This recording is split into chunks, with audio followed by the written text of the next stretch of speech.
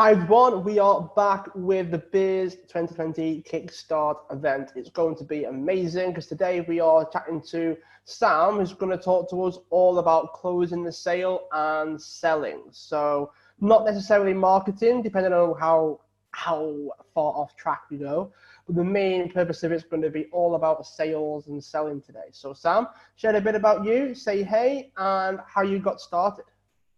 Right, thanks, Mike. I'm really honoured to have been invited, and I'm quite excited. I've never done a podcast. I don't even know that I've actually even listened to one, to be honest. So I'm not quite sure what's going to happen, but I've got a sense of what I would like to get across.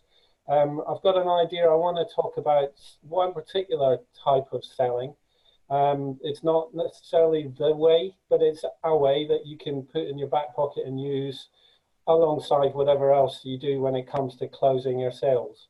So let me start with a little bit about myself. My name's Sam, surname is Deane. I live in London, just outside London now. I have a daughter, she's already 30 years old, 31, 32 years old.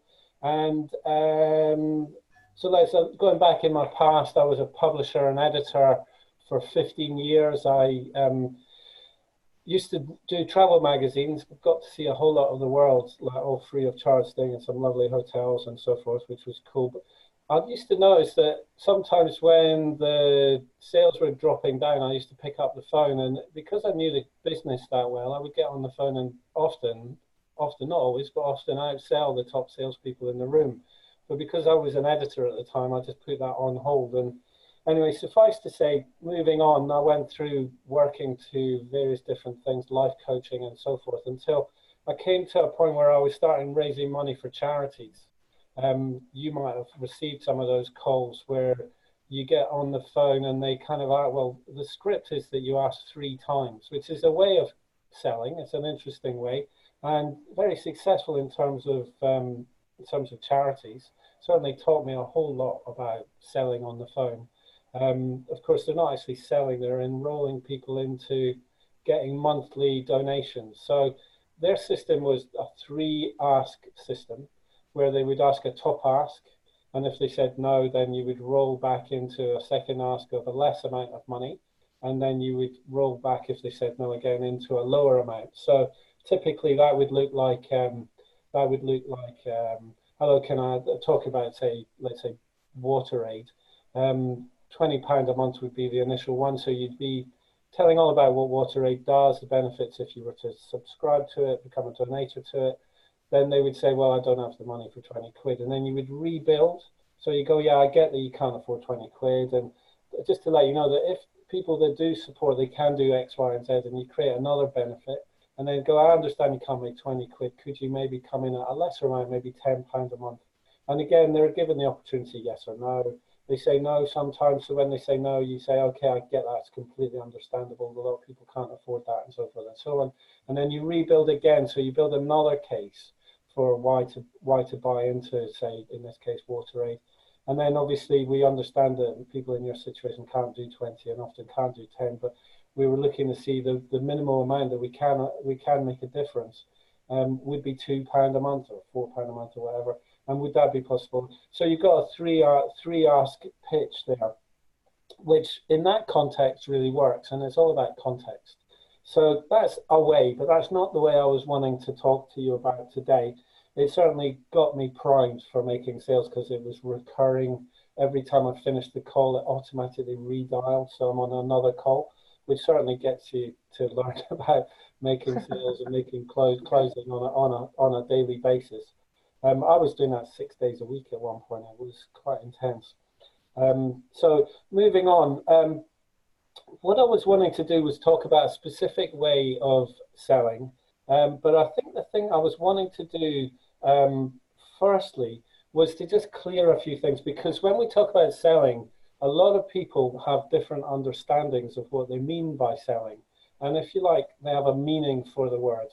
So I'll give you an example. When I was growing up, I had a stepfather who came and at first seemed like a lot of fun, and he was going to help out because we were going through hard times.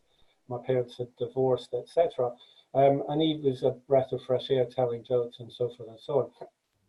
He was a salesman, slowly it became apparent that his jokes were pretty empty, and that most of what he had to offer was empty.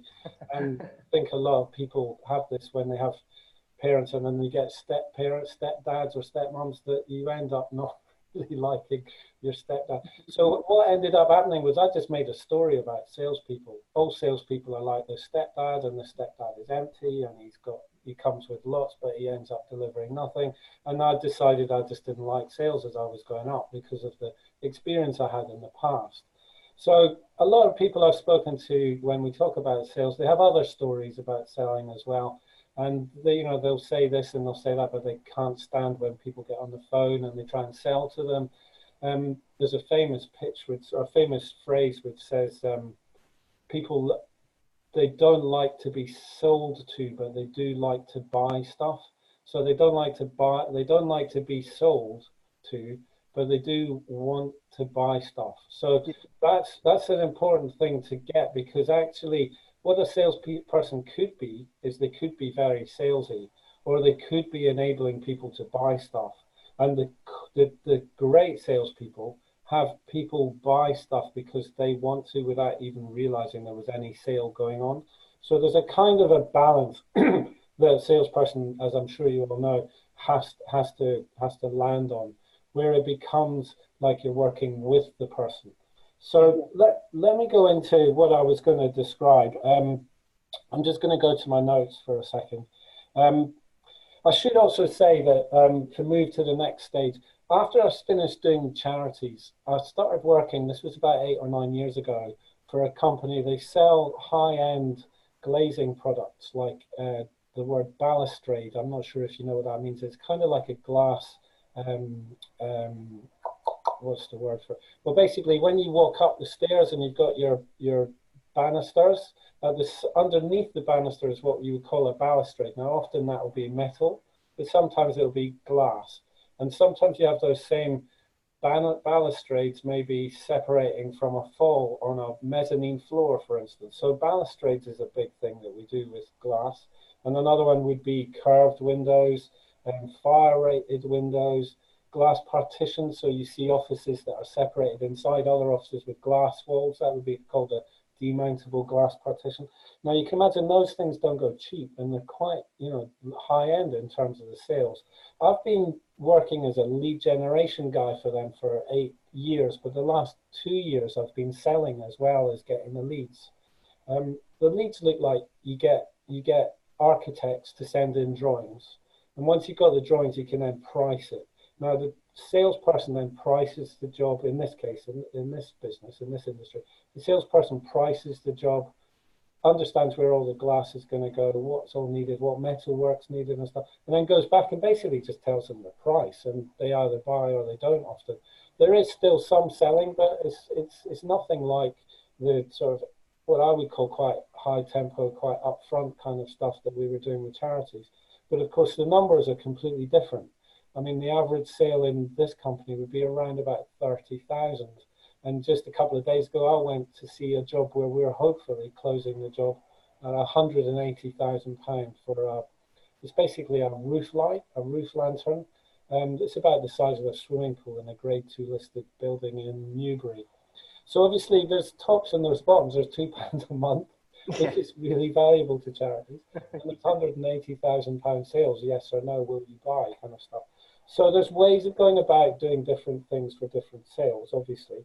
And what I was going to talk about today was a way that you may have seen, because it's become quite famous, on a film called The Wolf of Wall Street by a guy called Jordan Belfort.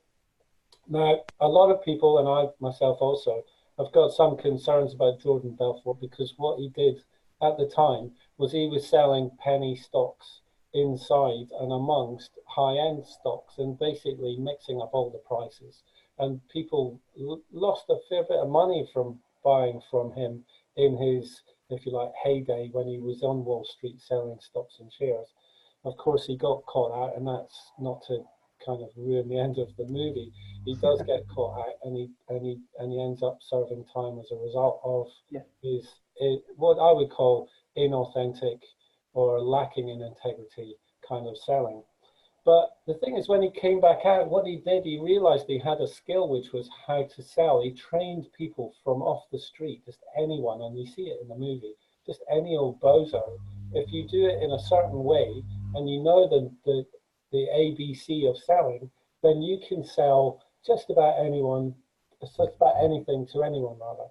So there is a set his view. This is his view. It's not necessarily everyone else's, but his view is all sales conversations are the same.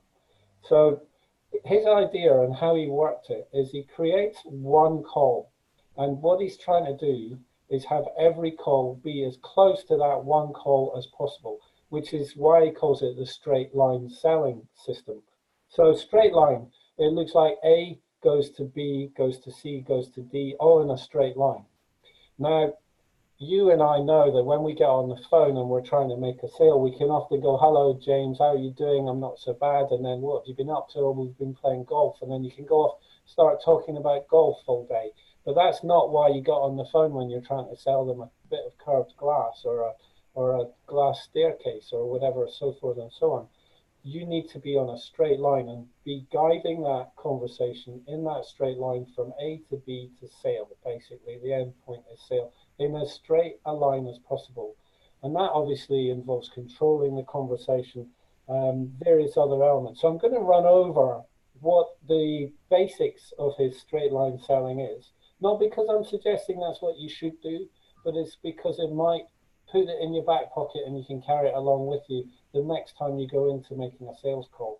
I find that using this alongside some of the other kind of methods that I have, and we can talk about some of them in due course, using this is really powerful because I'll see where I've not quite got it on that straight line and bring it back to the straight line as quickly as possible. So I've got some notes, so excuse me if my eye line drops down to my notes here. I'm just going to go over some things. So let me also say, before I go back onto the straight line selling system, the main way I operate with making sales for this glass company is something that I got taught by one of the directors of this company, and he had previously been in like double glazing sales, which is another world in terms of selling. That's kind of very hardcore selling as well. But one of the things he taught me has really helped me as far as selling in this industry is to turn it from a sales conversation into a conversation where I'm asking if I can be of assistance. So my conversation would be this: hello, my name's Sam. I'm calling up from this company. We do X, Y, and Z. We do balustrades, shower screens, shop fronts, balustrades, and partitioning. So I've outlined what glass elements that we can and do install. And then I then say this, and I'm just calling up today to see if we can be of assistance. Right, now that sounds really simple, but it completely transforms every phone call that I ever make for this company. Because what I get sometimes in the background is, oh, we don't have time for salespeople. But as soon as I say, I'm just calling up to see if we can be of assistance, then the whole conversation changes. And I hope you can see how that works. I mean, literally, it's not disarming them, but it creates a whole different type of conversation. And they'll then go, well, actually, let's have a look to, can he be able to help me? Actually, yeah, I do need some balustrades, or yeah, as opposed to somebody coming and go, I've got some balustrades, these are the price, and do you want to buy them? And people are just going to resist that. So that's just, another example of a way of going about the selling. Well, for now, I'm going to go over the Jordan Belfort way. One of the things that you'll have remembered, maybe if you've seen the film, is a classic moment where he talks about how do you sell a pen. I think it starts at the beginning. It also happens at the end. Have you seen that, Mike? Have you seen that? Yeah, I have. Yeah, I mean, one of the things that did stand out when you were talking as well was it becomes about not just what you said there about how do you help the person, right? Is it a way that I can help? But there's a whole quandary behind. How can I put it? So quandary behind. There's a difference between selling something and giving them the space to buy. And I like how I like how the "how can I help you" is a way of them outlining to you whether or not you can. And I find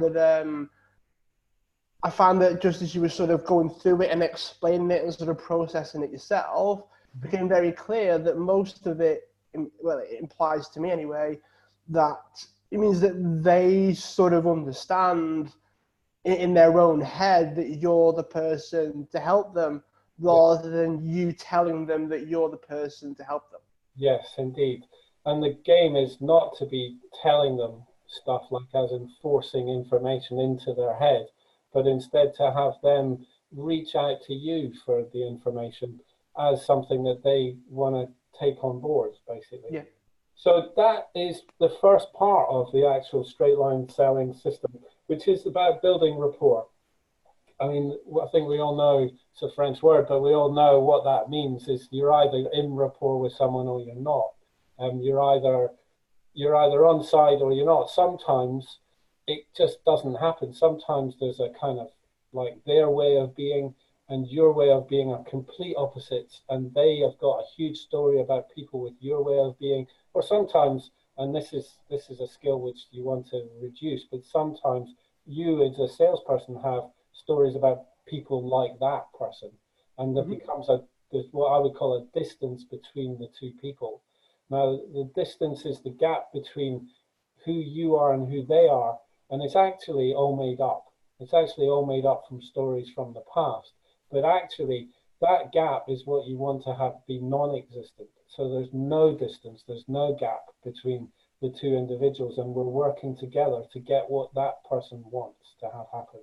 So the rapport is to establish between you and your prospect, shall we say, that that prospect and you are getting on, that we're on the same side, and that if best we're having a bit of a laugh together.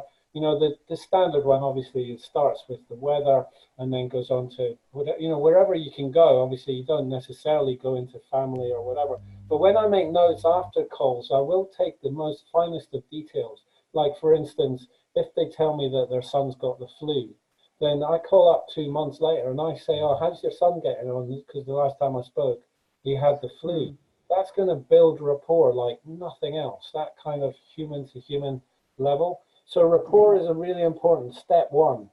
The second step of the straight line system is to ask specific questions to gather intelligence about the client and what they're after. Basically, where are they, what they want. So in the case of the pen, you can ask, okay, see, some people, when they start selling the pen, and this is what most people will do, is they'll go, as you see even on the film, well, this is a great pen, it's been made by this great company, it spreads ink across the page perfectly, it feels good, it's a lightweight, it's got the right color to go with your suit. These are benefits, and certainly we want to stick with benefits rather than be talking about like the golf that we're not needing to be talking about. So benefits are there, and definitely, but what you want to be doing in the straight line system is to be inquiring about what's going on for them. What is their, if you like, their end game? What are they looking for out of the pen? So like you would say, for example, would be, as far as pens are concerned, what pens have you used in the past, and what did you find that they were, what worked for you? And so you're getting an angle from them about what it is, because sometimes they go, well, actually, I use a pen. I mean, not sometimes, but here's an example. I use a pen because it's really good at throwing at people, and if you hit it right on the head because of the weight on the top, then that is a different type of pen to the pen that you maybe be selling because they just want like a biro. So you need to know what they're after, what's going on for them, getting over there in their world, as I would say. I can just picture this massive pen. Like, I want a pen that I can throw at someone, right? But you want this big one with a really like thick bit at the top, and then when you throw it, it's like a hammer, and it still writes like a pen. Yeah. But what you'll get is that some people will say, well, actually, I want a pen because I'm going to take it into these CEO high-end meetings. Now, if I'm selling them like a biro, then I'm going to have to like set, that's not, they're not going to buy this pen because their motivation is separate. But if we don't know what their motivation is, I could spend an hour trying to sell them a biro, never having a chance in the first place. So what we're trying to do is work with them to achieve their goals. Yeah. So that's what I'm talking about, specific questions. And I'm going to talk to you later about the kind of questions we can talk about. We're not going to run over them because there's a world there, a whole world of different lines, if you like, that you could use. And what I was thinking is if someone wants to get some of those lines, I can prepare a file and give that away as a free kind of thank you for coming here. Sure. So that's a separate thing we can talk about at the end. So step 3 is controlling the sale. This is going back to the ABC, the straight line selling system. To always be in control of the sale. So we're no longer talking about like trying to get the golf ball into the hole. We're talking about why we're here, which in this case might be about selling glass or whatever. So I'm going to keep going through my notes. The next thing that Jordan says when he's training people is that there are only a certain percentage of any room that are actually ever going to buy from you. So there are some people in a percentage of a room that are never going to buy from you. So what you want to do is in a room, this is a hypothetical, but out of every 100% of people, you want to distinguish what is generally around about 30% of the people who are all set and ready to buy from you. There will be other distinctions, like there's 10% of the room have been dragged along by one of the other 90%, never wanted to come, and they're never really interested in pens or windows or whatever, as they say. So those people, you just don't want to be spending time, loving them to pieces, don't get me wrong, but if you're trying to sell something, you want to be focusing on the people who are most likely to buy from you, because that's their motivation. They come in with a motivation of buying. So that's always what you want to start focusing on as you start asking these questions. And again, there are questions to distinguish which level. There are 4 levels. So there's the people who are definitely going to buy, the people who could be persuaded they're going to buy, the people who probably won't buy, and the people who never will buy. And that's kind of, if I'm right in saying it's kind of 30, 30, 30, and then 10% Jordan suggests in any given room, shall we say. So his thing, and this is a big thing to get, and I take this into all my work in terms of sales, is what you want to be able to be is someone who's confident that when you walk in a room and you're trying to sell something, you're going to close everyone who is closable, right? Now, his idea is there's probably about 45% of the room in reality generally is closable. The 30% are obviously the ones that you want to target. And there are, out of those 30%, just out of interest, you might be interested to know, there are always 1 or 2 who literally are going to fall in front of you and give you the sale. And sometimes, as you all know, I'm sure, I've had that situation where you go in all wound up, how am I going to make the sale? And then you just say, well, I'll have it without you having to do. That does happen. And it does happen 1, 2, 3 times in any given sales process. But they're not going to happen very often, unfortunately. But there still will be 20 to 30% of people who, generally speaking, will buy from you. And you kind of get that sense right from the beginning of their conversation. Okay, so the other thing that Jordan says, and I tend to agree with him, but I tend to kind of, let me say this properly. Here's what he's saying. You should always use a script, right? Now, I would say that is true, and I think I'm not disagreeing with him when I say that script needs to stop being a script as soon as possible, because it needs to become what you say. Like when I said to you, my name's Sam, I work for this company, we do balustrade, shower screens, shop fronts, partitioning, and I'm calling up today to see if there's any areas in the near future with projects that you've got going, if there's any areas where we can be of assistance. Now that's a script, right? But I say it without having to read it off a page. I say it left, right, and center every day, probably 50 times, well, not maybe 50, but 20, 30, 40 times every day when I'm on calls for this company. So the script is essential. Jordan's script is a little bit more intense than mine, and that's because he's selling other things. He's selling hedge fund stuff, he's selling real estate stuff, those type of high-end stuff. And there is certain things like blind alleys you can walk yourself into, and so forth. So his scripts are a little bit more elongated, but if you were to go to his training, they will give you those scripts. Okay, so moving on to the next bit. There is like prerequisites to being a great salesperson, and Jordan's helped with that because he's trying to get you up and running on his way of selling. It just occurs to me as well, I just want to say, I'm not trying to sell you Jordan's selling pitch. I know it might sound like that, but don't get me, this is not about you going off and buying Jordan's Belfort selling script at all. This is just as a bit of background for you as salespeople. But it might be useful, as I said, that you have these in your back pocket, as it were. So step one, when you're on a salesperson, on a sales call, Jordan Belfort is extremely good at this. Maybe I'm not so great, but it still is really important to be enthusiastic as hell. Like, you're on the phone, you're the one who's going to say this is worth having, because they don't even have a clue what it is. If you don't think it's worth having, they're not going to. So you need to be enthusiastic as hell. Then the next one is sharp as a tack. So you're really quick on the ball. And then thirdly is to be an authority in your field, or to be an expert.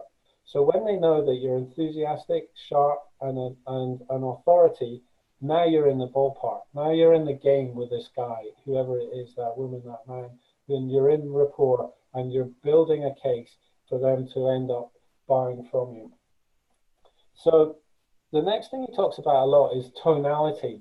And actually, where instead of like the words, often the tone of what you say is really, really important. And I'm just checking, I'm not running way over time, which is good. Tonality is a way to influence people in ways that maybe you haven't really thought about, maybe you have. But if you can use tonality, often that, rather than the words you're saying, is the thing that wins the day. So for example, this might be something you weren't aware of, but in order to get someone to really, really listen, there's two ways. One is to shout at them really much, and actually that does get them to listen. But it doesn't actually always get them on side with you. But if I said to you something now, this is really important, and I'd reduced the amount of tone, like I started whispering almost, people start leaning in. Do you get that? They kind of start leaning in.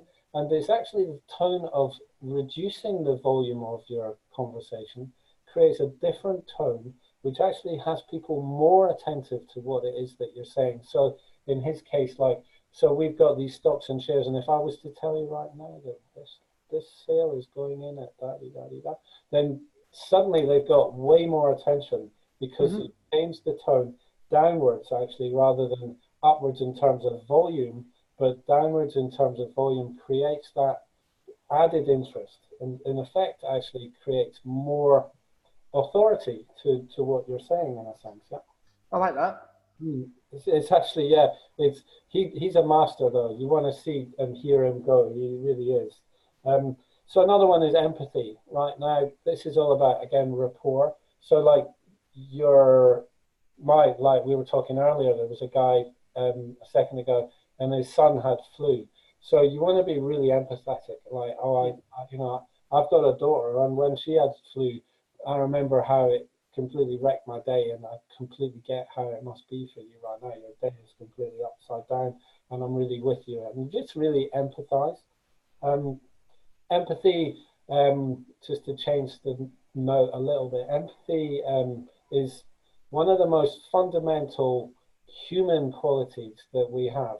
So in Blade Runner, change the subject slightly, Philip K. Dick, the writer of the book Do Androids Dream of Electric Sheep, which then became Blade Runner, the film, the way that they could test for androids or robots, or what you would call them, replicants was the name that they used in the book. I'm not sure if it was in the film.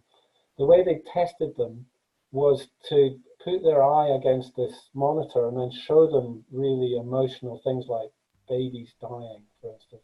And human being's eye would, like the lens would go up and down, and you could see there was empathy for the child who was suffering. But a robot, they assumed that was the test. The robot had no empathy, so the pupils wouldn't change, even though the robot was so human looking, you couldn't tell the difference. So the point being is, what Philip K. Dick is doing, and I think I tend to agree, is that empathy is what separates human beings from machines, really.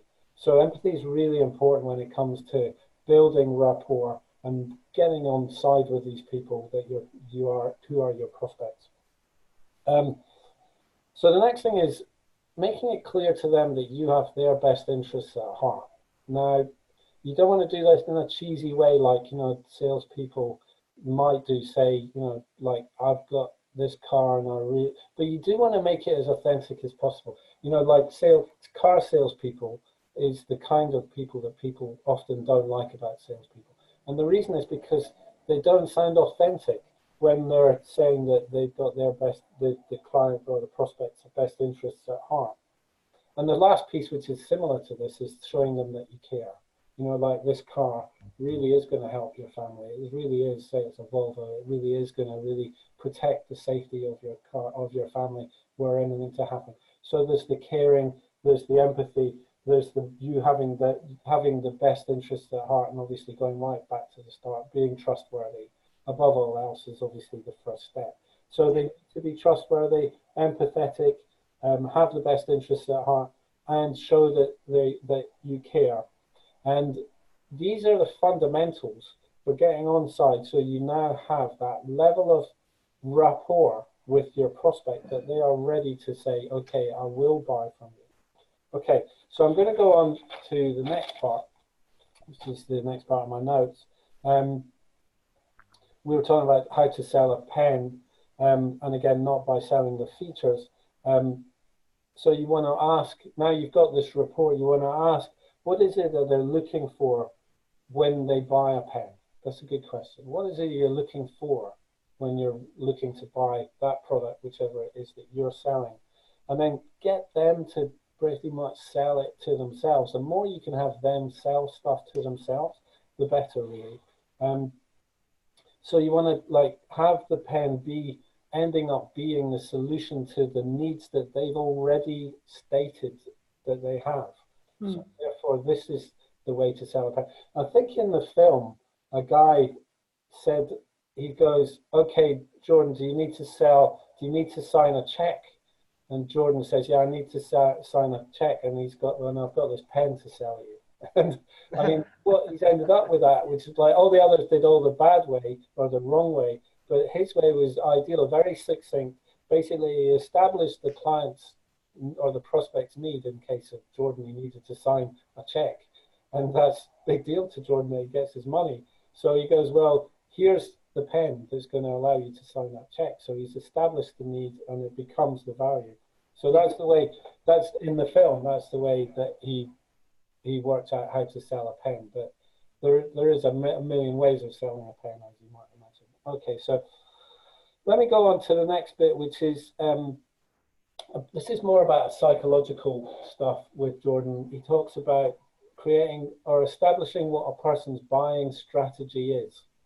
Now, that sounds a little bit technical, and it is a bit, so we don't want to get too bogged down by that. And it is not essential, but it helps to know what the buying strategy of each individual is. So some people, they walk in a room and they are logical.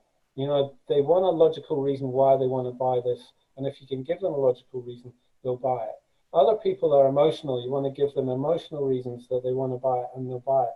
Other people are afraid of making a bad choice. Now, this is quite a popular one. Most people, in fact, the concern when they come to buy stuff is that they might be making a mistake or end up looking foolish by buying it, especially large number, high ticket value kind of products. And the last one is people that just have limiting beliefs about sales or buying. Now, we talked about limiting beliefs in terms of being a salesperson. Mm-hmm. If we have people that we're speaking to that are just, well, no matter what you do, no matter how much logic, how much emotion, how much of everything that you put in there, that in the background, they just don't trust salespeople, then you're not going to get the sale unless if you address it. So Jordan's way of going about it is to close as many people that are closable, but you need to address who's the logical people and work with their logic, who's the emotional people, work with their emotion, who's afraid to make a bad choice, and who's got a limiting belief. Now, what he does is he basically creates a pitch which gets all of those dealt with. in the one pitch. So he doesn't have to sort of make one specific whole world for one type and end up with 4 whole worlds, whole different types of sales pitches. He builds a pitch which has all 4 in it and basically flattens each of the concerns as they come up. So you want to create what's called an airtight logical case, an airtight emotional case.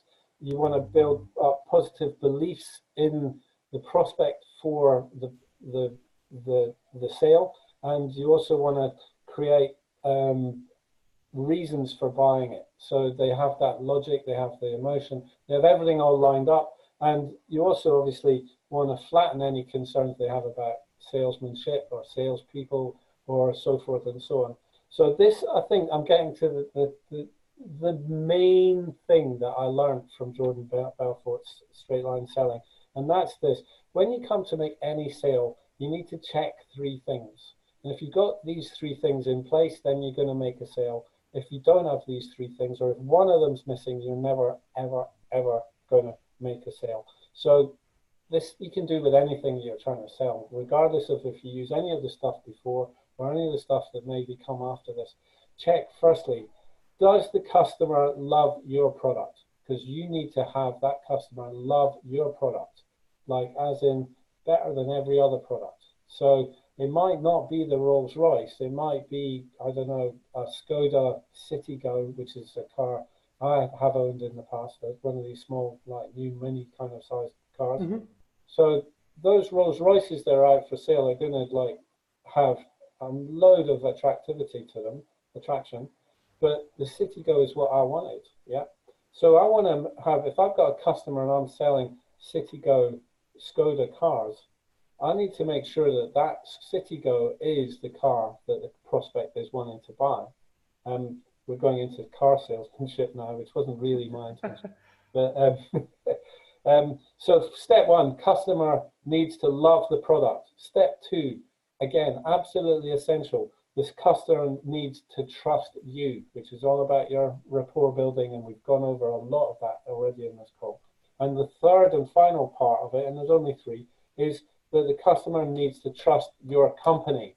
So your company may have in the past had some, perhaps a CCJ, which they've dug out because they've gone on the internet and found out there's a CCJ on their company. If you are trying to sell all your stuff and it's just the Citigo that they wanted and they've got the best rapport with you and they still don't want to buy, you wonder why. You find out it's because they don't trust your company, because your company has a CCJ, county court judgment, if you didn't know that. So what you need to do is find out what it is that is in the way. So it might be the CCJ, it might be that something in the report, maybe when I was building a report, I said something about, I don't know, X, Y, or Z, and it jarred them. You need to flatten everything, find out what it is that's in between. So those are the 3 things when you want to do a rundown of, am I actually in position to make a sale?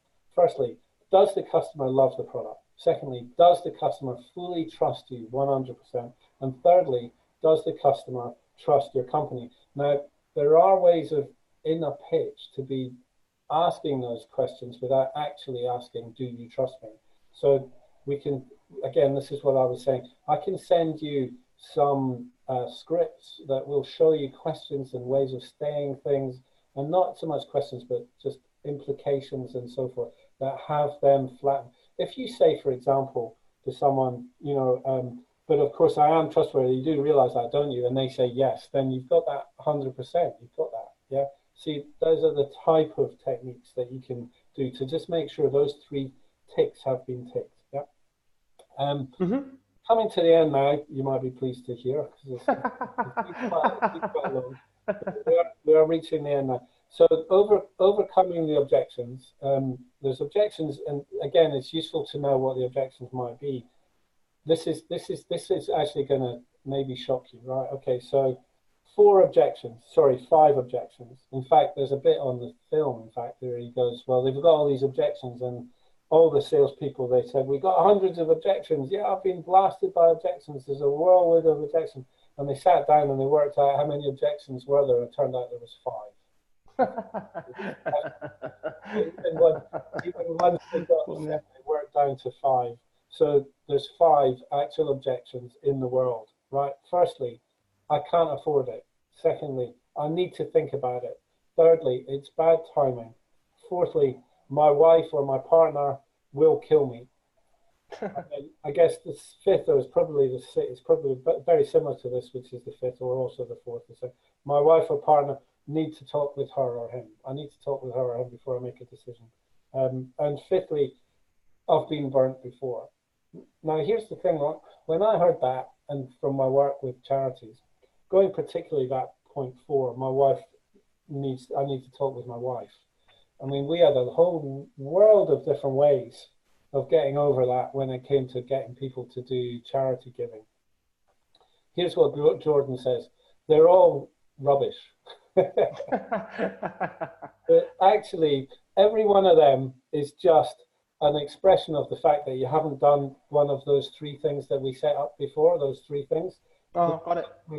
Customer, there's something about it. Customer still doesn't love your product 100%. Customer still doesn't trust you 100%, or the customer still doesn't trust your company 100%. So all of everything else is what you would call a smoke screen. So you can obviously buy it and you can get worried about it, and you can also empathize with them about the fact that you can't afford it. But those are not the reasons why they're not buying. They've walked into your store and they're looking at your cars. So the idea they can't afford it, you know what I mean? It's like there's something else there. So what he suggests is always just keep going back to clearing those 3 points. Does the customer love your product? Does the customer trust you? Does the customer trust your company? And you'll find that once you flatten them, the rest of the objections, almost always, in 90% of his cases, will flatten that as well. So this is my last note. Recognize that 90% of all objections are because you've not satisfied the 3 checkpoints above. And if they don't love your product, they don't trust you, or they don't trust your company, or 1 or 2 or all 3 of them, you're just not going to get the sale. And they'll give you a number of reasons why, but they just maybe don't feel comfortable enough to say, well, actually, Sam, I just don't trust you. Or actually, you know what, your company stinks. I've read about your company in the background and I'm not telling you, but actually your company stinks. So you're going to go dig into those 3 points. What happens, what's happened that you've heard about with our company? If there's a concern about the company, I'd like to know. Try and go in that world. So, you know what, that is pretty much it. Now, there is a bunch of ways of, languaging the straight line selling. And I can create a small file of lines of pitching. It's not really pitching, it's more conversing in the straight line technique pitch. And I'd be happy to give that away to people if they want to write to me, or if Mike wants to arrange it as being a special giveaway through his system. Yeah. What I can do is I can send everyone that's subscribed, so you guys that are tuning in, I'll be able to put it in with your talk, Sam. So what will happen is they'll be able to access through a PDF or otherwise. They'll be able to get access to the document. And one of the things that I am curious about, and this is something that literally just because you were quite sort of step by step with it all, so I didn't want to interrupt because I thought, well, maybe you'll just answer my questions if I just let you keep going. So there was a big, one of the first things that did come up right at the end was a lot of objections are smoke screens for like the real thing, right? Yeah. And that's really interesting you say that, because I mean, we've all been there, right? The amount of times I've had to just make up something so that I can get out of the sales conversation, because whether I don't want it, whether I don't believe that, I don't have the same belief as them. When you said that, your product is the best product to get me to where I want to go, if I don't have that belief by the end of it, that's why you're not going to buy it. I'm not going to buy it. So there's a definite conflict of beliefs there, or of trust there, or of a sense of, well, I still just can't quite get to that point where I believe the same thing as you.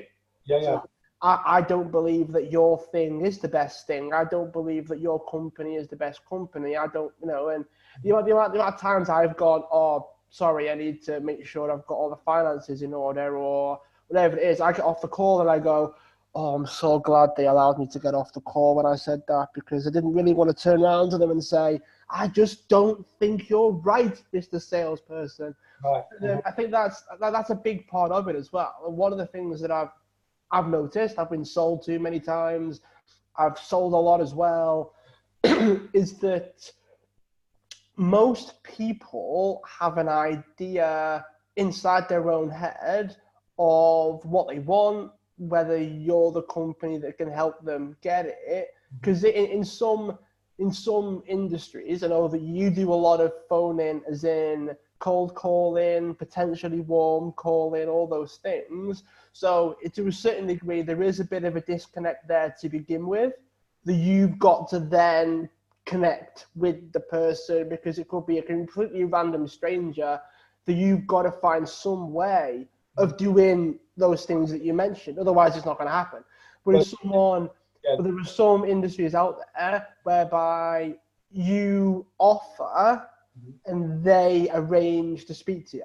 Yeah, yeah. Kind of. So in some regard, it's kind of a given that they want to talk to you about something, and they wouldn't book a call in if they didn't feel some level of trust there. They'd go to somebody else, right? So I like the fact that you brought up those things, because some of it could be taken care of before you even have the conversation. Some of it could be taken care of within the conversation, going over what you said there. A lot of what I'm saying is kind of reiterating what you said, because you were quite in depth with it all. But one of the things that I do want to ask, and I don't know if this is going to be within the download that you're going to send across, but what would you do if they didn't want to tell you the real reason why they didn't want to buy? What if they got a bit defensive? What if they were literally like a brick wall, and you couldn't quite get to the real reason why? You couldn't quite get to the point where they were to tell you the real reason why, so that you can then solve it. Mm-hmm. Well, going back to what I said, is that you're not going to close everyone, but you want to close everyone that's closable.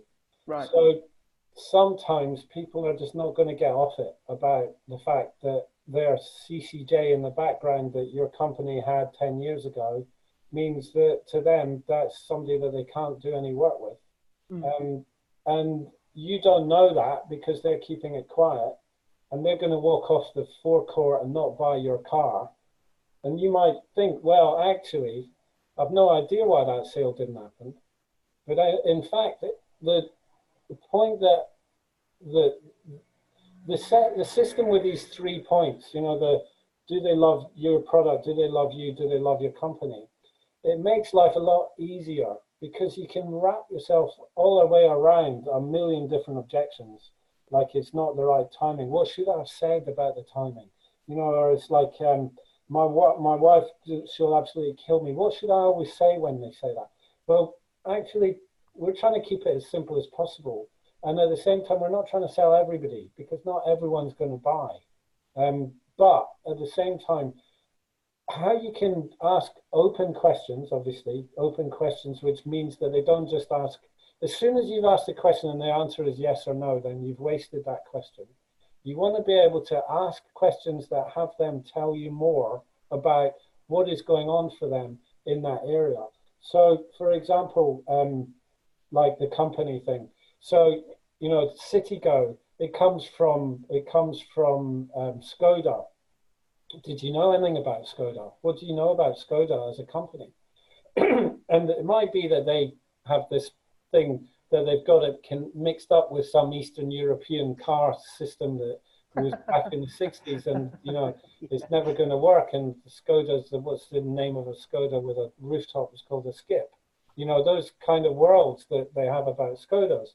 So people aren't going to buy a Skoda if they haven't revealed the fact that Skoda is now engine-wise owned by made by British BMW, not British, but by BMW. It's a BMW engine, and it's made the bodywork is made by, I think it's some Eastern European. I don't even know, to be honest. I owned a car for 3 years. I didn't even. But anyway, the car goes great, right? So I had no story about Skoda.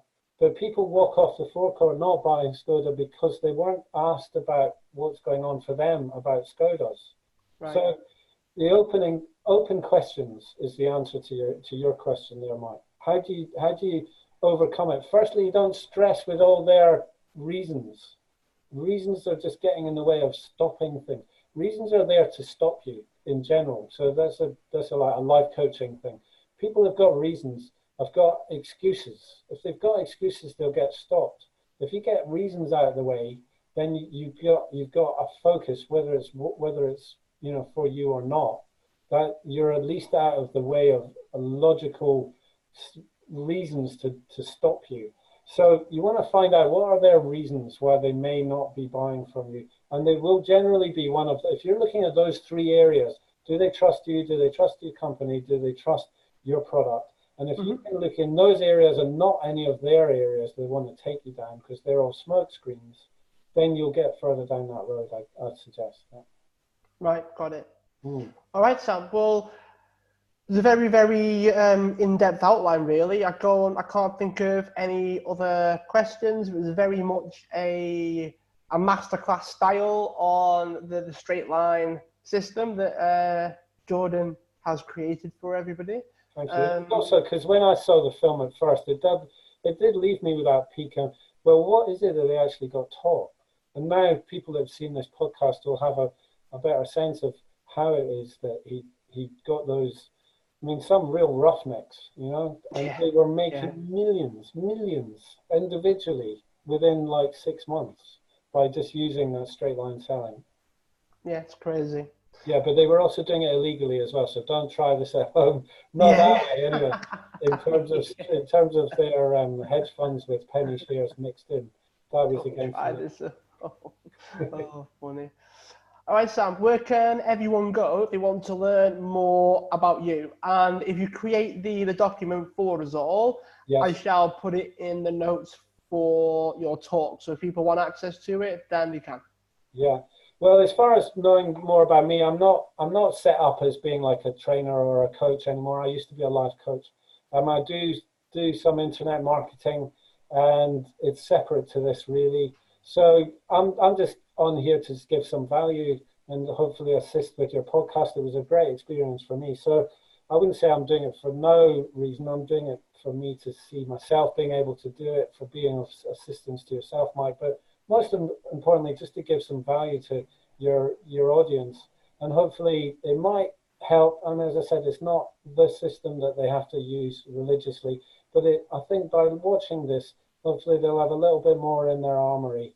So when they go to make a close, then they don't need to stress about what should they have said when the prospect said, well, I can't buy because I've been burnt before.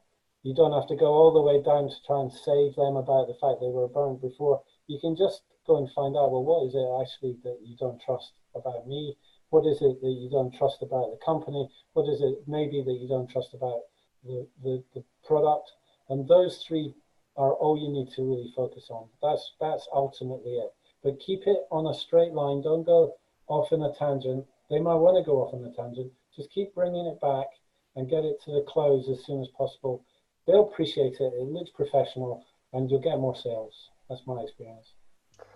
All right, Sam. Well, it's been great to have you on. I appreciate you taking the time, and I look forward to keeping in touch. Super. Yeah, good to talk. Wish you well. Thanks to everyone. Bye for now.